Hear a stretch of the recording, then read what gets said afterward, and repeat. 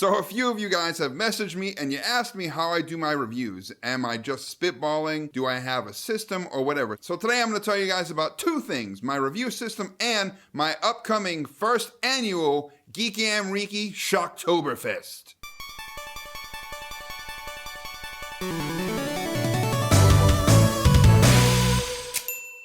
So yes, I do have a system when I do movie reviews. I'm not just spitballing or guessing or whatever. I actually watch and I analyze certain things about the movie. And I'm going to go through that list with you guys right now briefly. Let's just get on with it. Number one, of course, is the plot. I look at the structure of it and if it is original or if they take something that has been done before and maybe make it something of their own. And of course, there's a lot of other little factors within the plot that I take into consideration. What else? Number two, of course, is pacing. Certain movies lend themselves to a slow burn type style and others need something a bit faster and more frantic. It depends if you're watching a drama or an action film. So I look at if it is purposeful and if it maintains what you are trying to do with that movie, if you get breathing room. What's next? Number three, characters. I look at the performance of the actors and actresses. I look at the writing of the characters. I look at how much depth they have. You know, were they established? Do they have backstories? Do they go into whatever their personal issues are? You got any issues with that? Number four, the conflict of the film. No film can just be. It has to have a reason for existing. There has to be a catalyst in the story that drives it forward. Some sort of a mirror for our main protagonist. Whether it's a person or an issue, something that they have to overcome that directly involves them or somebody or something that they are in opposition of. Now we're getting somewhere. Number five, one of my favorites, cinematography. I look at the blocking, I look at the camera movement, I look at if things are motivated or if they're for no reason, the way that a movie is lit. Is it noticeable? Was that on purpose? Or is it just done badly? You know, if it's natural, I think that's the best way, but it really depends on the film. Of course, if you have something like a Refn movie, you want those big bold colors and they have like a symbolism to them, stuff like that.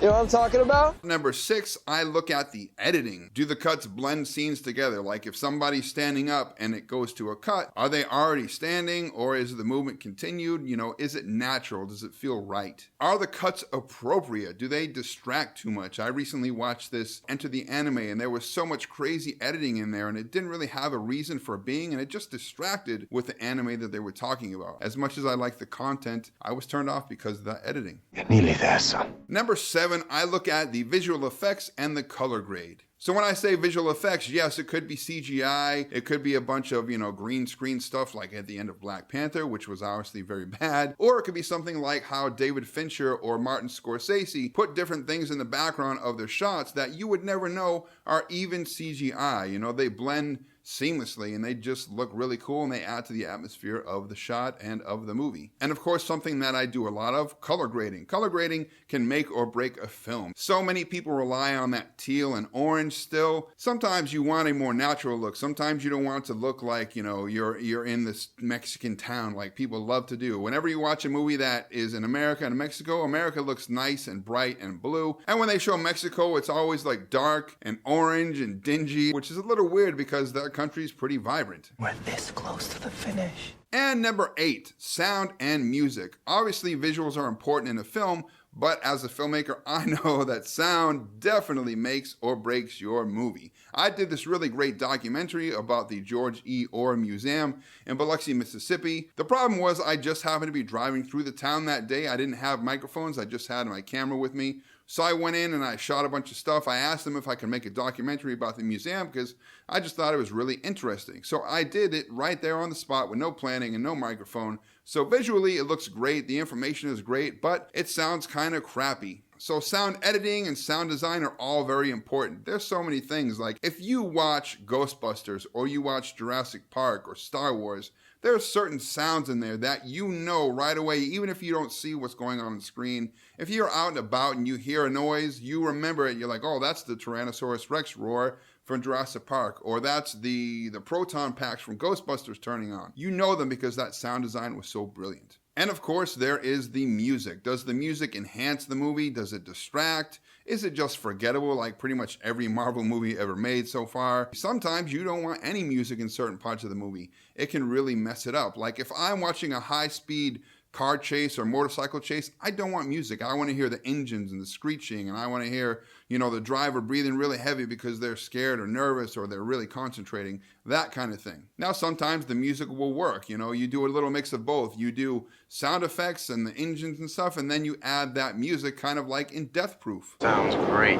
And number 9, and this is a big one, decisions. Now, the decisions I'm talking about are kind of involved with the plot, but they go more with the story. Do they make sense? Are they natural? Were they in the story? Do they go with the character and how they acted? Are they logical or are they forced? Were they put into place just to push the plot forward? Like Train to Busan, right? That movie is amazing, and then the entire third act, there was so much stuff that didn't make sense. They just forced it in there. Think so? And number 10 is the ending. Does the ending make sense for the movie? What was the tone of the movie throughout? If you watch something like Monty Python and the Holy Grail, that ending comes out of nowhere, but it's funny and it works. And the reason they did it was because they ran out of money for the movie. But then you watch something like The Descent Part 2, which is okay, but the ending is horrible because this guy really does something messed up to a character that he helped save earlier in the movie, which doesn't make any sense because if he had the chance to do what he did at the beginning of the film, why would he not do it? Why would he wait till the end? So does the ending have uniformity with the rest of the film? Does it make sense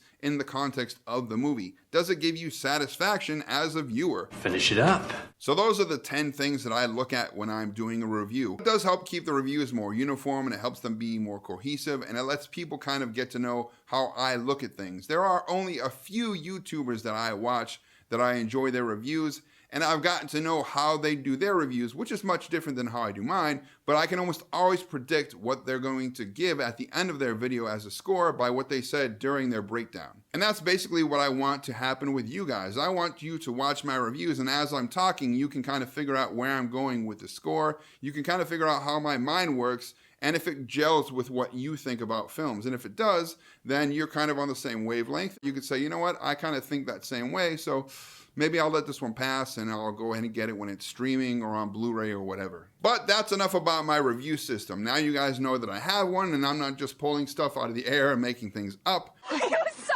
full of it. But there's one more thing I want to talk about before I go. I actually started Geeky Amreeki about 3 years ago, at least social media wise and stuff like that. But I had to wait till our studio was done and a bunch of other things fell into place before I could start the YouTube channel. And during the last couple years, whenever October rolled around, I always wished that the channel was up and running because I really wanted to do something special. I love Halloween. I love the fall. I just love horror. I think it's the coolest genre, and it really can do a lot with satire and commentary and messing with your emotions, more so than I think any other genre can. I don't think horror gets enough respect. I don't think it gets enough awards for people. People kind of discount it and don't take it as serious as they should. I mean, after all, horror is a great litmus test on how people think, what they think is too violent, what they think is too gory, what they think is acceptable. Myself, because I was a firefighter and I was in the Air Force for 10 years, I love my stuff really violent. I love it really gory. I love it really realistic. I love it true to life. In the real world, of course, I don't like any of that stuff. I like to be peaceful